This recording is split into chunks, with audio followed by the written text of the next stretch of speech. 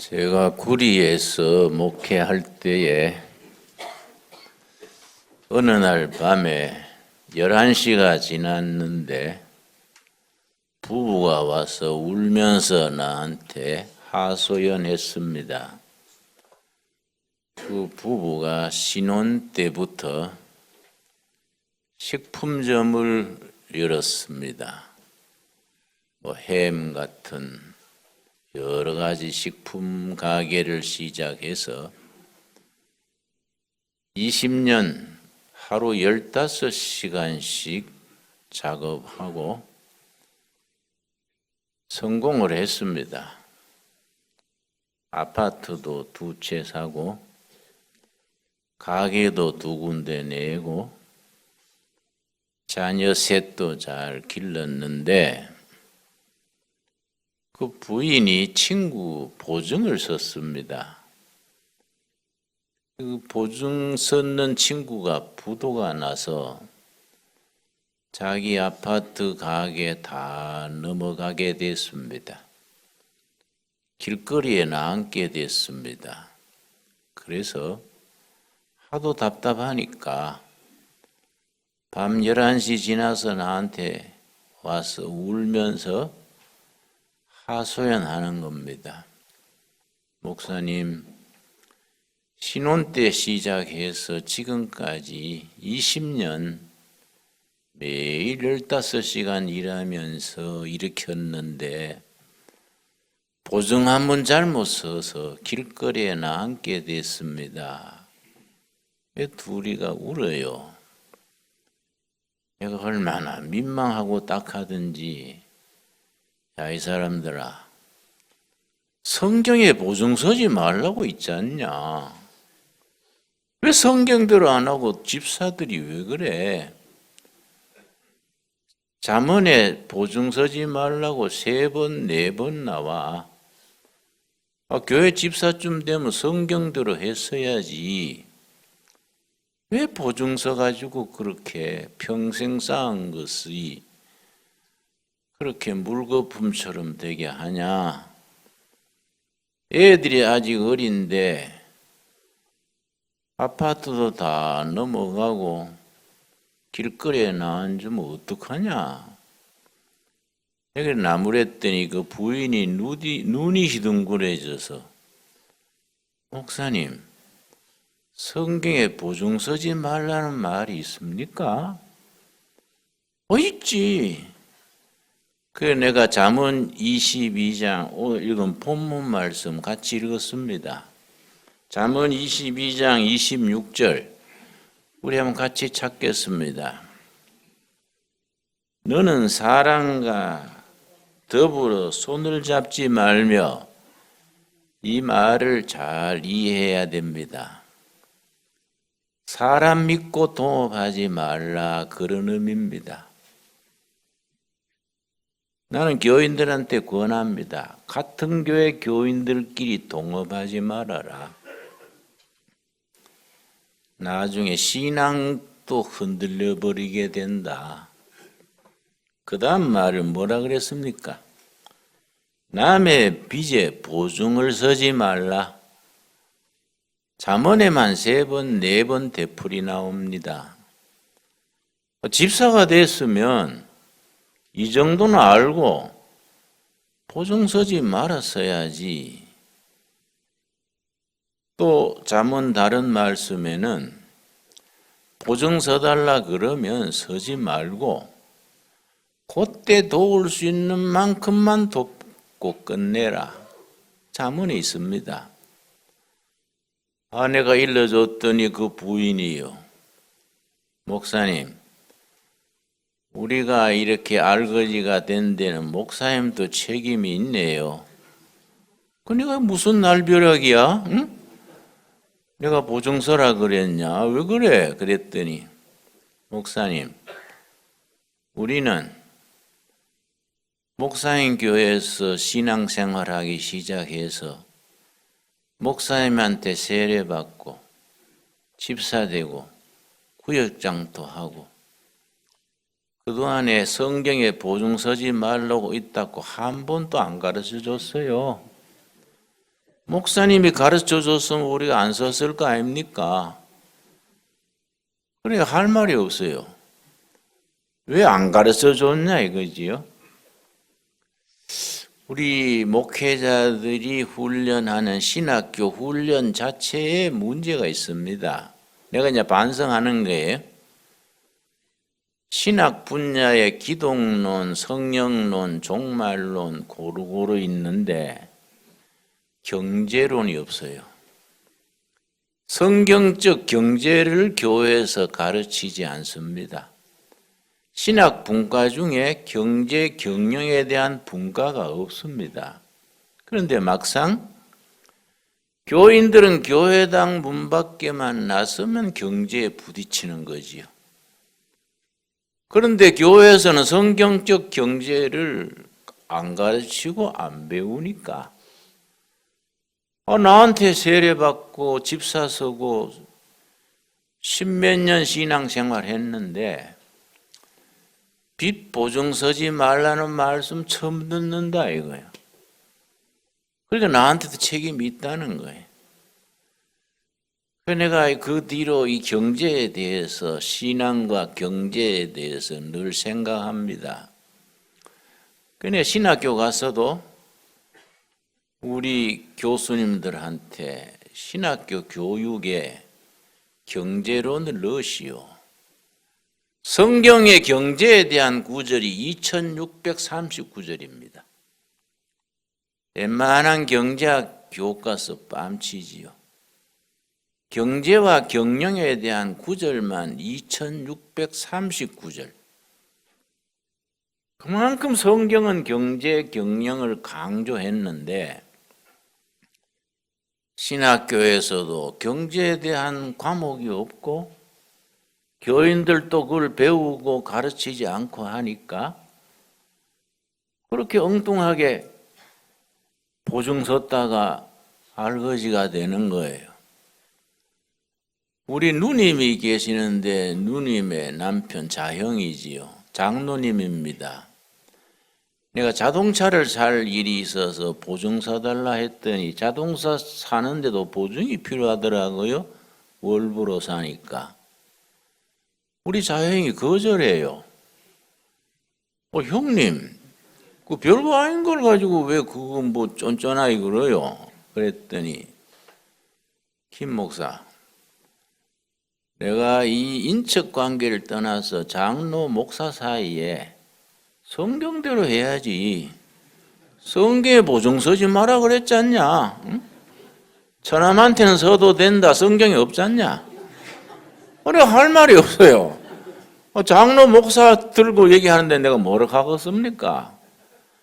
근데 속으로 화가 났는데 생각해보니까 그게 또 오라요. 보증 서지 말아라 이거야. 성경에 자동차 보증은 괜찮다는 말이 없다 이거지. 응?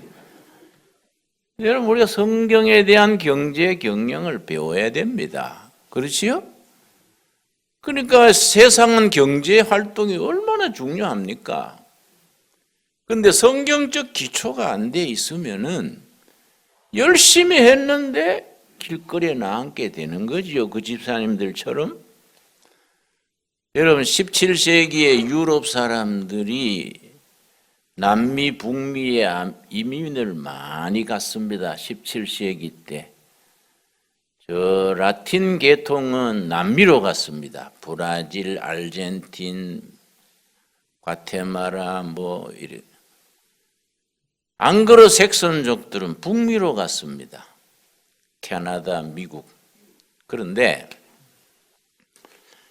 남미로 가는 라틴계하고 북미로 가는 앵그로 색송계하고 이민가는 목표가 달라서요.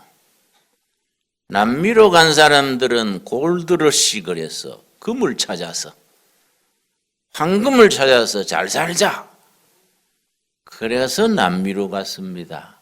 그래서 아르헨틴, 브라질 뭐 다 세웠는데 북미로 간 사람들은 말씀 위에 새로운 사회를 건설하자. 말씀 위에 새로운 사회를 세우자. 말씀에 선 도시를 세우자. 이걸 언덕 위의 도시라 그럽니다. City on the hill. 우리 교회 언덕 위의 교회, 동두천 두레교회 그러지요? 거기서 나온 말입니다. 그냥 언덕 위에 있다고 언덕 위의 교회가 아니라 역사가 있습니다. 북미로 이민 간 앙그로 색손족들이 미국, 카나다에 상륙해서 언덕 위의 도시, 언덕 위의 국가를 세우자. 이게 무슨 소리냐? 언덕 위에 있는 도시는 누구든지 쳐다보고 도시는 저래야 돼. 국가는 저래야 돼. 언덕 위에 있으니까 다 보이지요. 모두 쳐다보고 우리도 저런 도시 만들자. 저런 국가 만들자.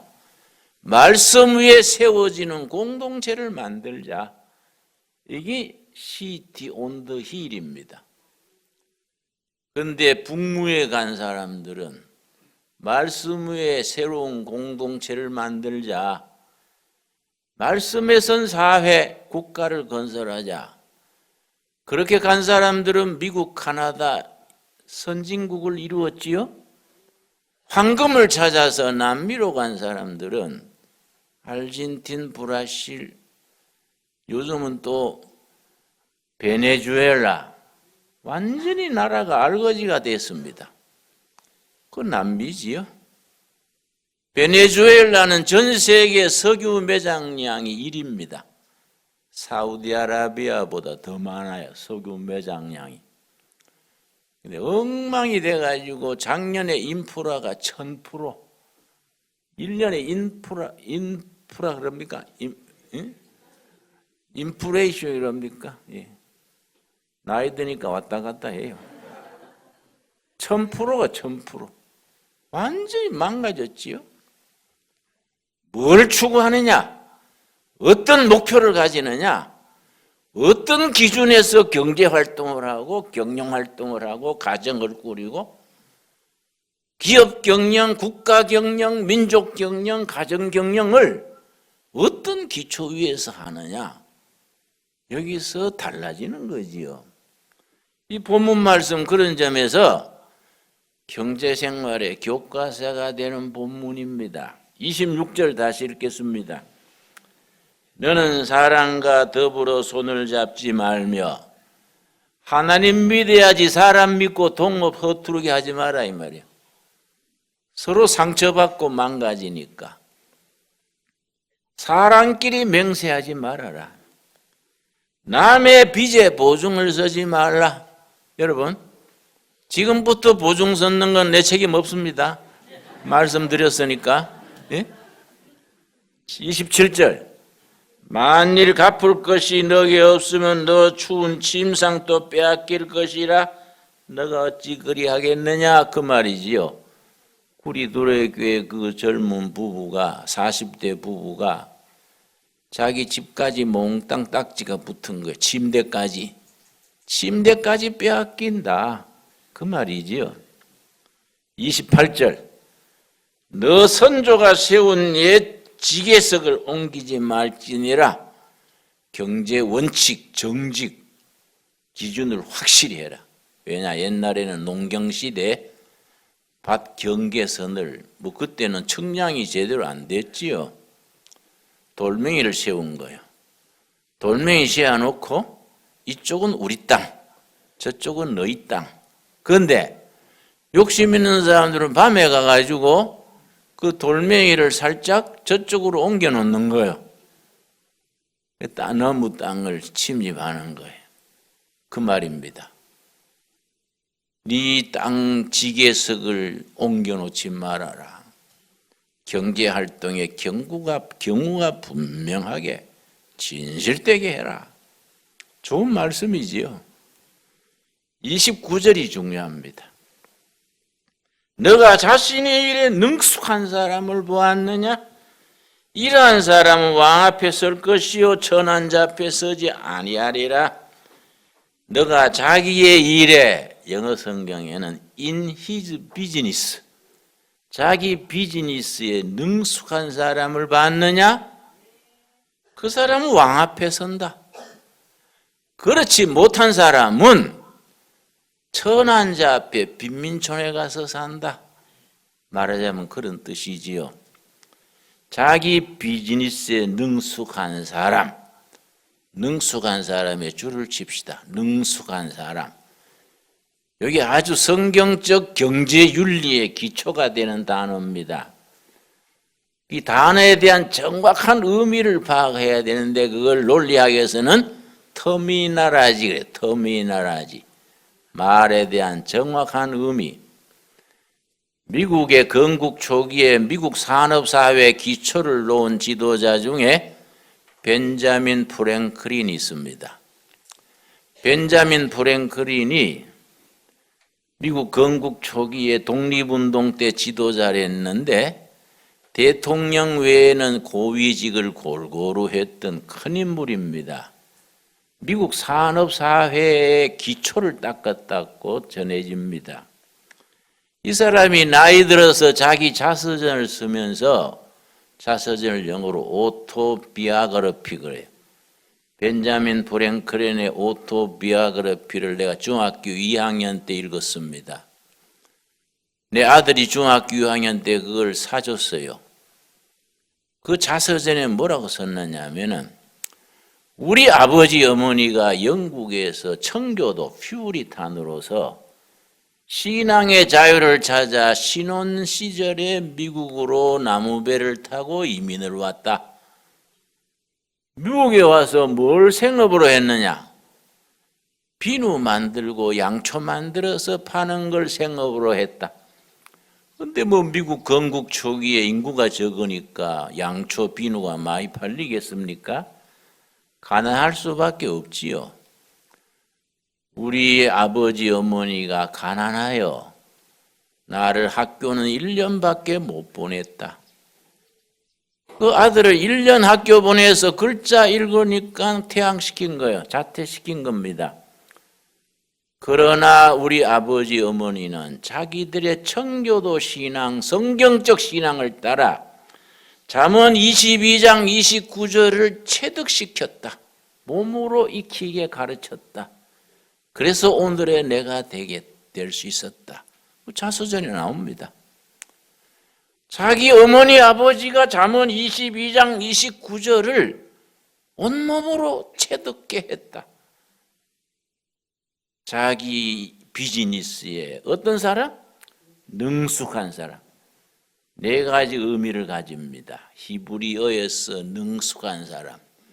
요 네 가지 의미가 성경적 윤리, 크리스찬 윤리, 경제 윤리의 기본입니다. 그걸 몸으로 익혀서 평생 살았기 때문에 왕 앞에 설 수 있었다.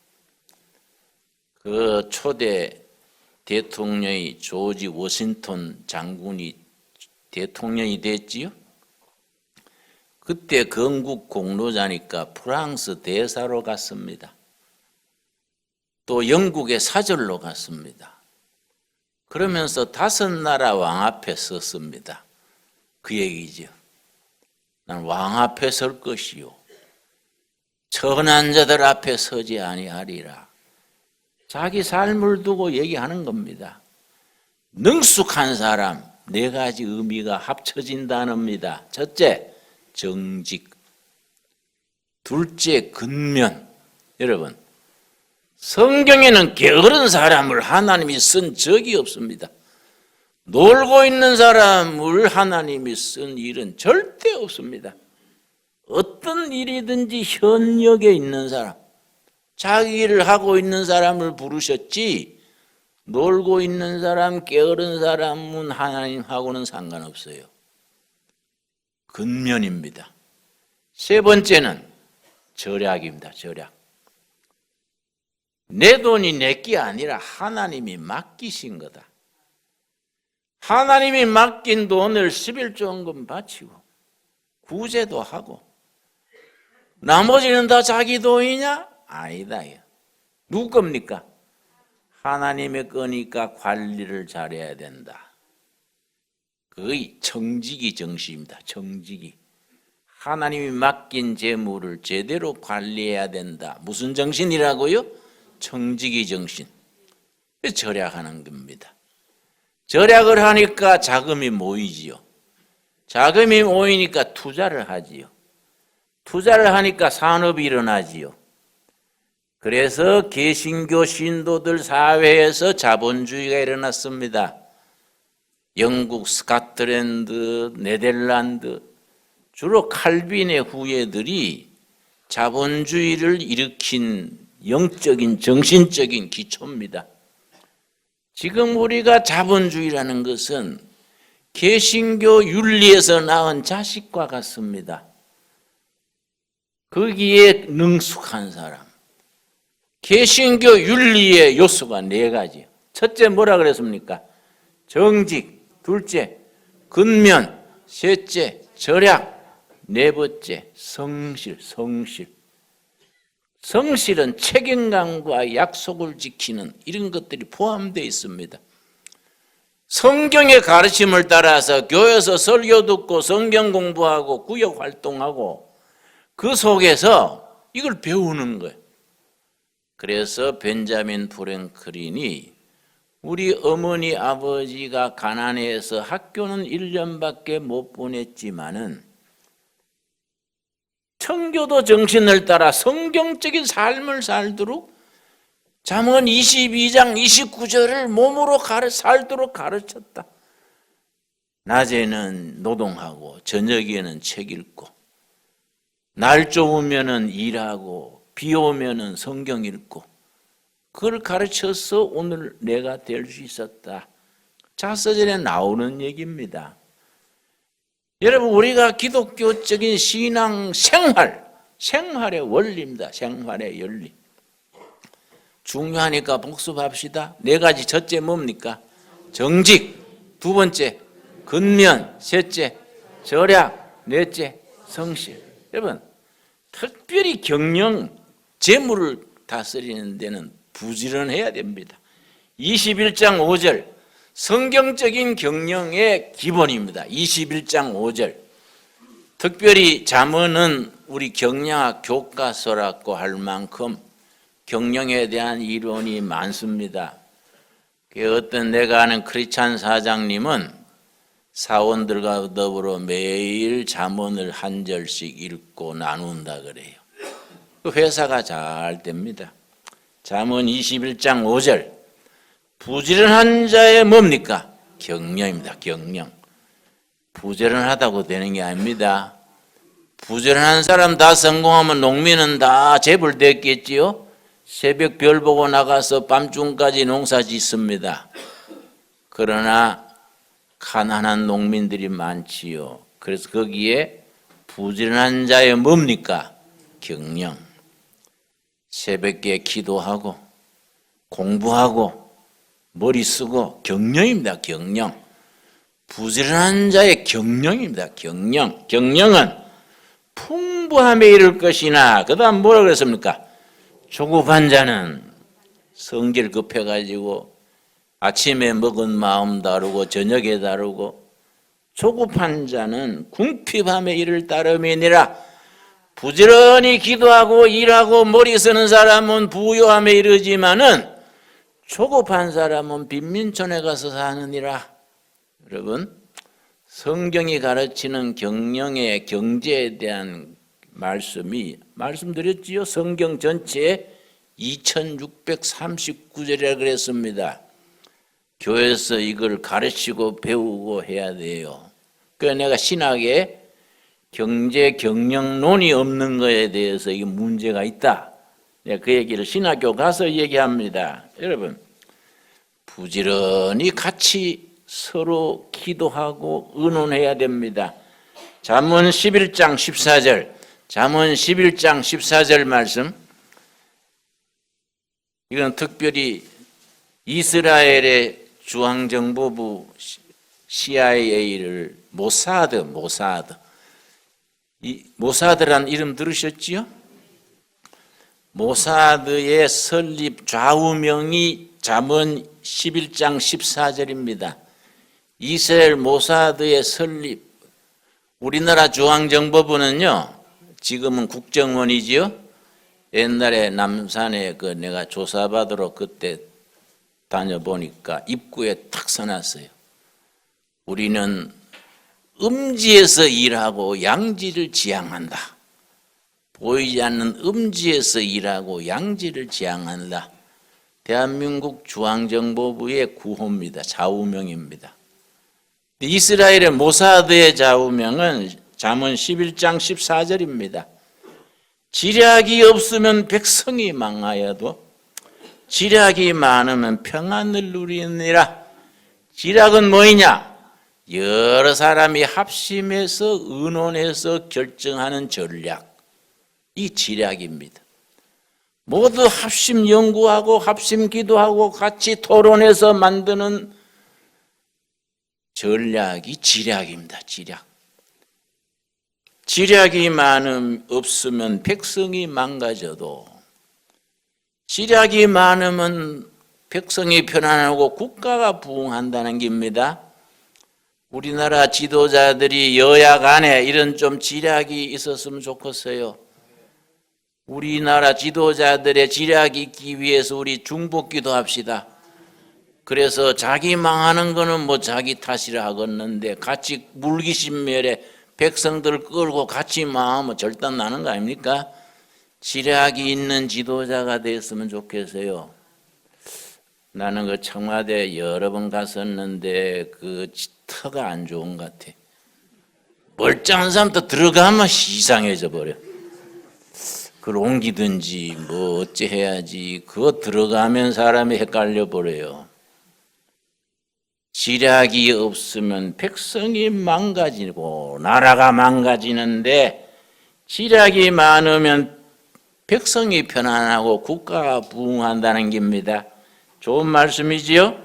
15절이 역시 보증에 대한 얘기입니다. 타인을 위하여 보증이 되는 자는 손해를 당하여도 보증이 되기를 싫어하는 자는 편안하느니라. 여러분, 우리가 정말로 성경 말씀 작은 거 하나라도 성경이 가정생활, 경제생활, 사회생활의 기초가 될 수 있기를 바랍니다. 하나님이 우리에게 축복을 주시기를 원하시는데 축복 주시는 과정이 있습니다. 예를 들어서 아브라함의 아들 이삭을 살펴봅시다. 창세기 26장 12절, 창세기 26장 12절 말씀에 아브라함이 백세에 얻은 아들 이삭을 하나님께서 축복을 하셨는데 그냥 뭐 현찰로 축복합니까? 여러분, 하나님이 우리를 축복하시는데 현찰을 갖다 주시는 게 아니란 말입니다. 어떤 자매님이 나한테 등기를 보냈길래 열어봤더니 500원짜리 복권 2장이에요. 편지를 썼어요. 거기에 목사님을 돕고 싶은데 기도 중에 응답받았다는 거지요. 복권 당선됐을 줄 믿고 당선이 1등 되면은 나는 신경 쓰지 마시고 선교에 쓰십시오. 그래서 내가 그걸 돌려보내면서 당선되면 나는 신경 쓰지 말고 잘 쓰시고 다음에 헌금할 때 복권 2장 값 1,000원을 송금해 주면 모아서 쓰겠습니다. 하나님의 일에 뭐 복권 당첨돼 가지고 산다는 게 좀 엉뚱하지 않습니까? 뭐 되면 좋지만은 그 생각 발상이 이상하지요. 여러분, 하나님께서 아브라함의 아들 이삭을 어떻게 축복하셨느냐? 12절. 이삭이 그 땅에서 농사하여 그 해에 100배나 얻었고 여호와께서 복을 주셨으므로 아브라함의 아들 이삭을 하나님이 복을 주시는데 현찰로 줬습니까? 이 13절이 중요합니다.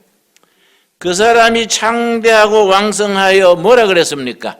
마침내 거부가 됐다. 마침내가 왜 들어있습니까? 이삭이 젊은 날 복 받을 때는 빈손이었습니다. 남 놀 때 일하고 넘 잠잘 때 기도하고 응답받고 남 낭비할 때 절약하고 10년, 20년, 30년 마침내가 그래서 들어있는 겁니다. 하나님이 복을 주셨는데 현찰로 뚝 떼어준 게 아니고 절약하고 인내하고 부지런하고 진실되게 열심히 땀 흘려 일해서 10년, 20년, 30년 마침내입니다. 마침내. 하나님이 우리에게 복 주시기를 원하십니다. 신명기 8장 16절 말씀에 지금도 마찬가지입니다. 마침내입니다. 마침내.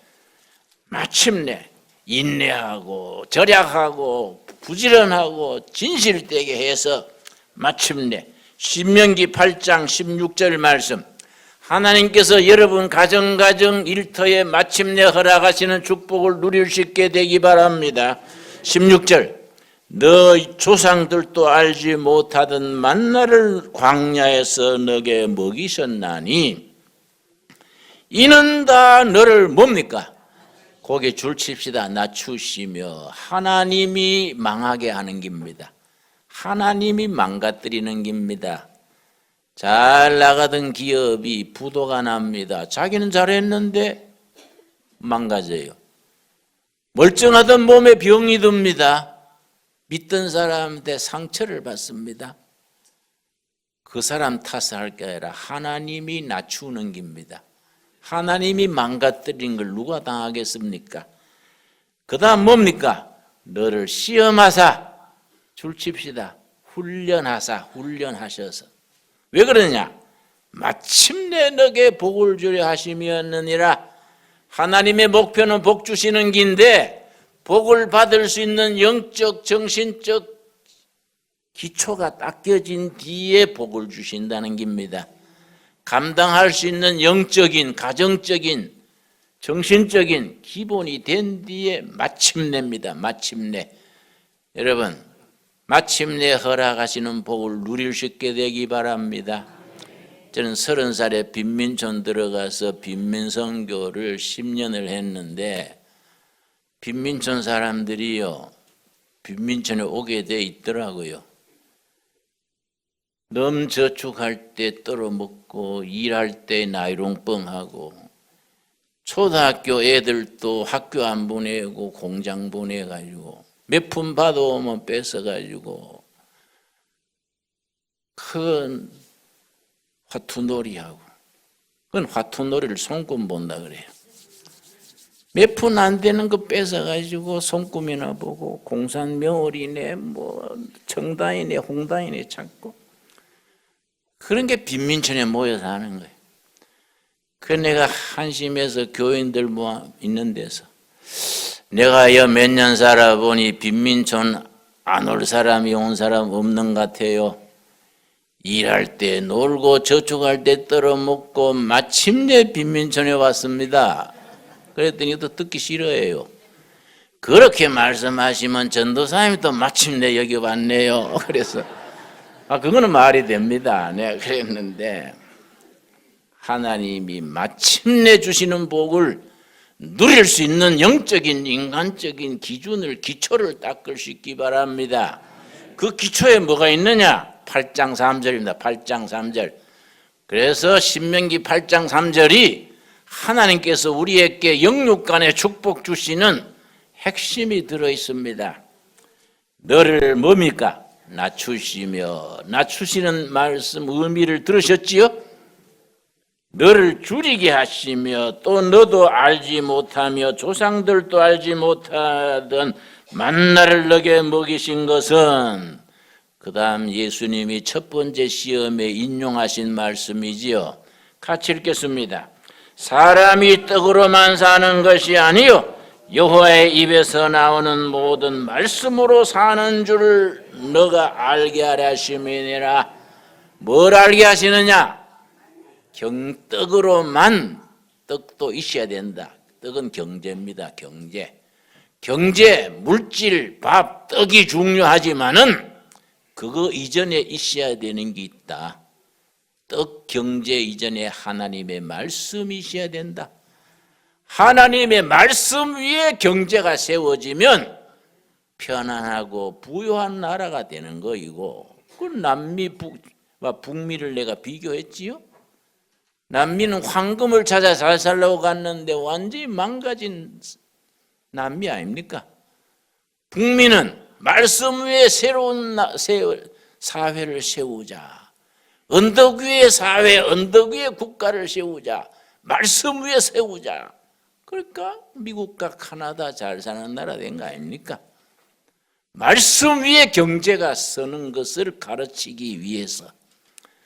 그래서 뒤집어 놓고 망가뜨리고 병나고 상처받고 영적으로 분별하고 하나님의 말씀 붙들고 나가야겠구나 확실히 깨닫고 나면 마침내 복을 주신다는 겁니다.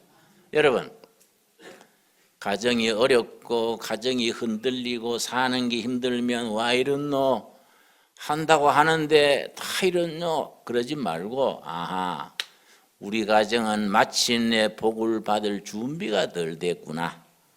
뭔가 우리가 회개하고 고치고 더 열심히 기도하고 가족들이 합심해서 말씀 위에 설 때까지 하나님이 낮추시고 연습시키는구나. 영적으로 깨달으시기 바랍니다. 서로 쳐다보고 부부가 당신 때문에 그래. 당신이 왜 그때 보증 섰어. 당신이 어쩌고 서로 쳐다보고 혈기 내봐야 그거는 망가지는 거지요.